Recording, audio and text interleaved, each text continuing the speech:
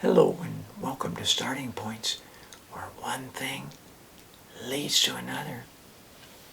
I don't have a big stack of books to share with you this time. I have one deep book to share with you. It's thin, but it's really deep, and it's called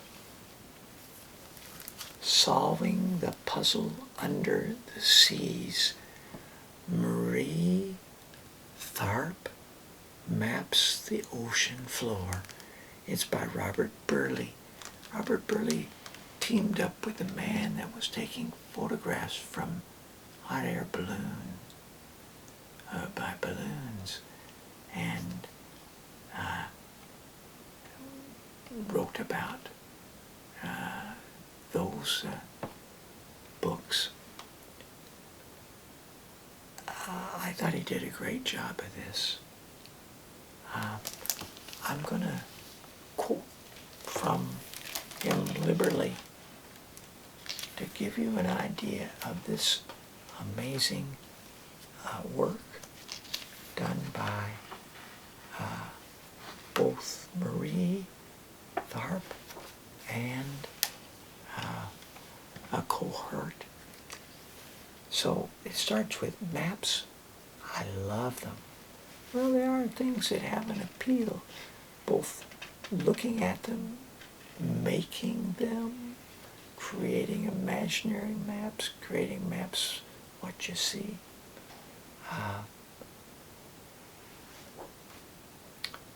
I'm Ray Tharp, and my love of maps began way back in the 1930s when I was a girl.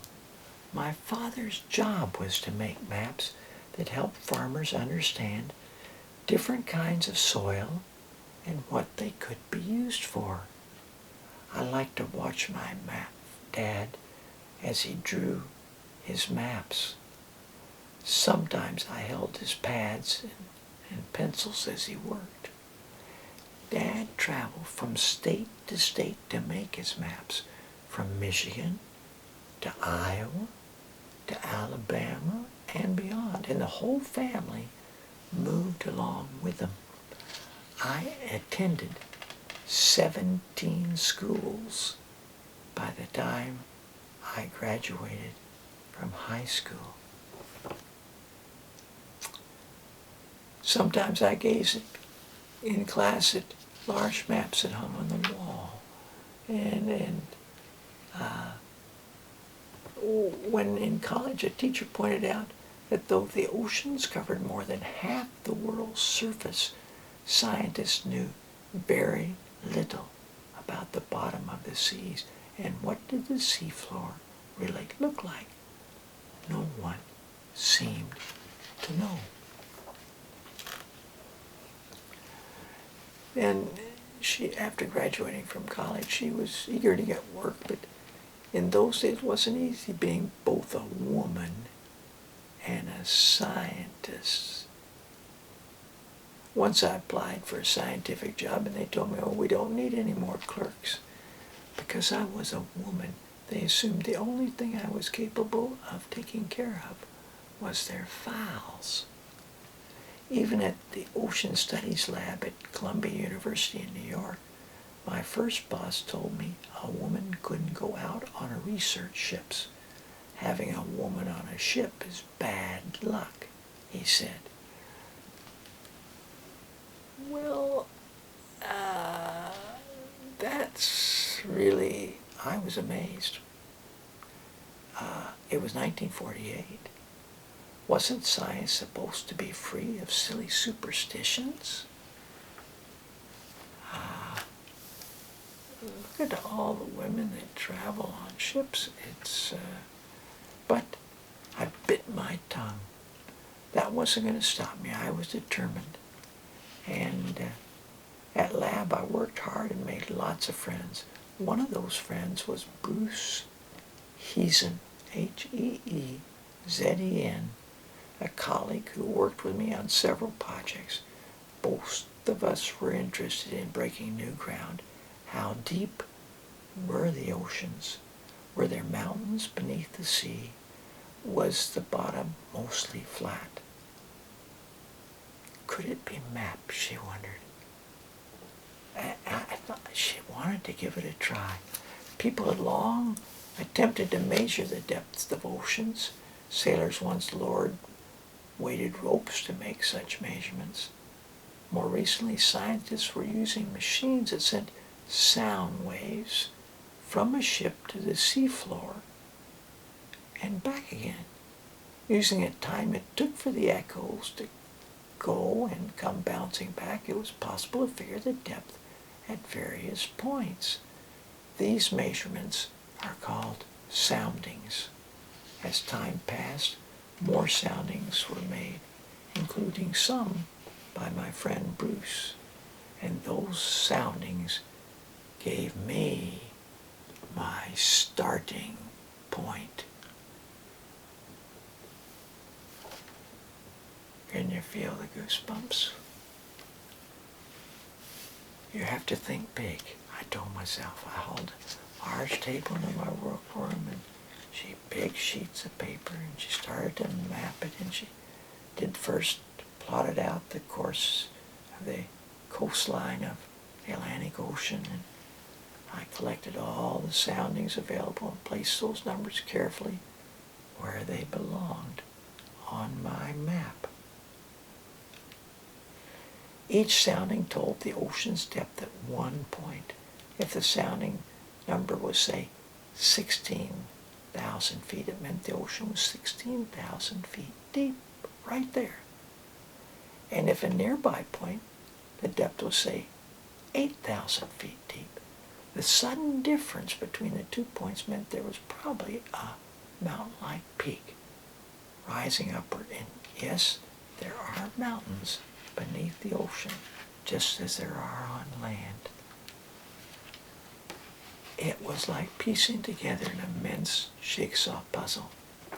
I felt like a detective solving a great mystery. So she does this, and she finds this long underwater mountain range called the Mid-Atlantic Ridge that ran deep below the surface, north to south. She used colored inks and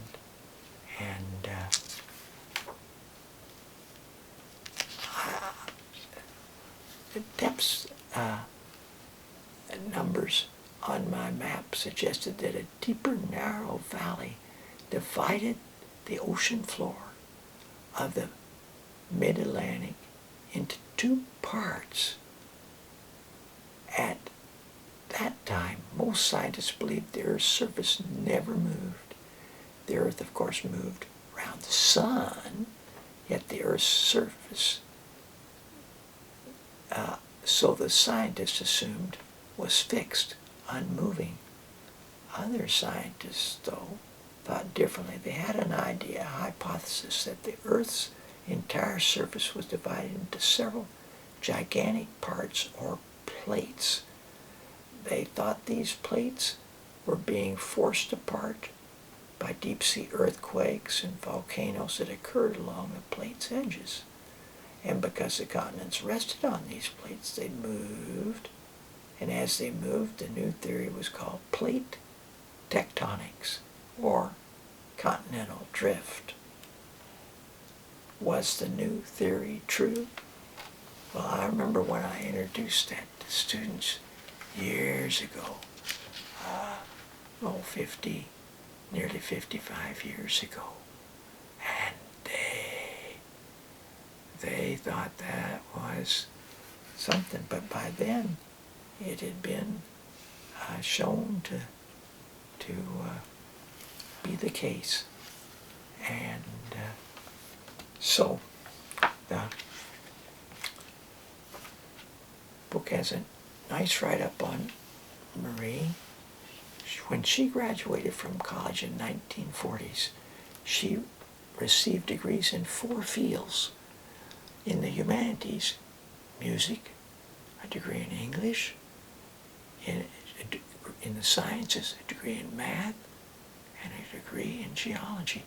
She's what we would have called an extremely well-rounded person with varied interests.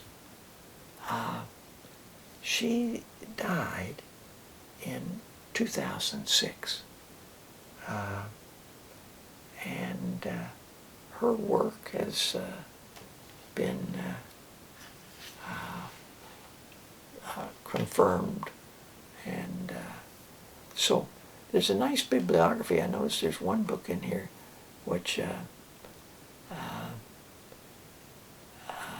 sounded interesting to me that I am going to try to look up. And things to wonder about and do.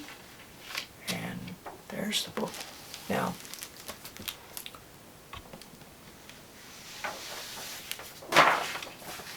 I have here a map.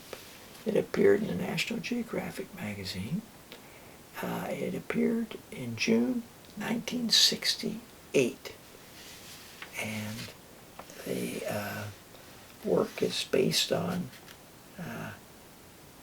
bathymetric studies by Bruce Heezen and Marie Tharp of the Lamont Geological Observatory. And I'll hold them up. This is the Atlantic Ocean. This is the plate that crack that carries on.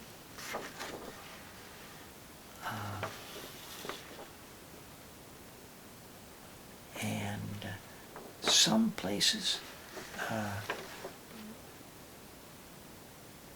big areas there. People conjectured that maybe this at one point was South America fit into here, and then this fit down there, and so over long time changes.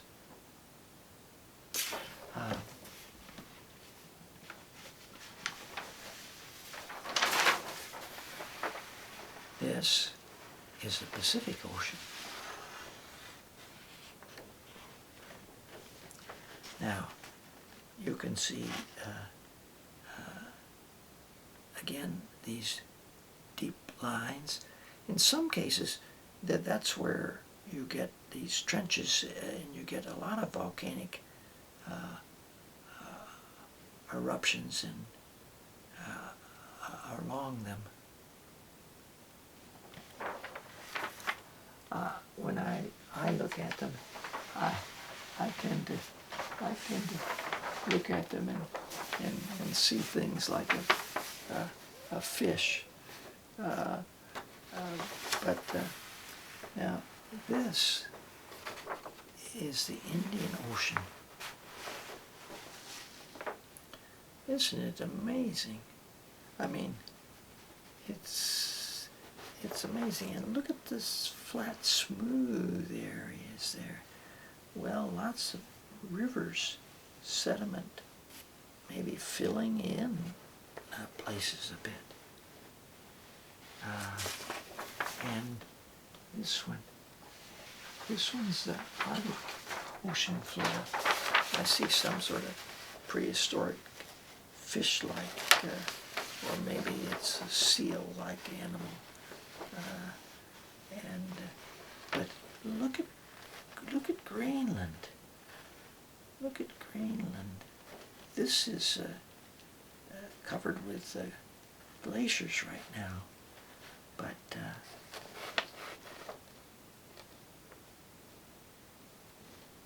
well, you can pause it and study it and look at it in greater detail on your own.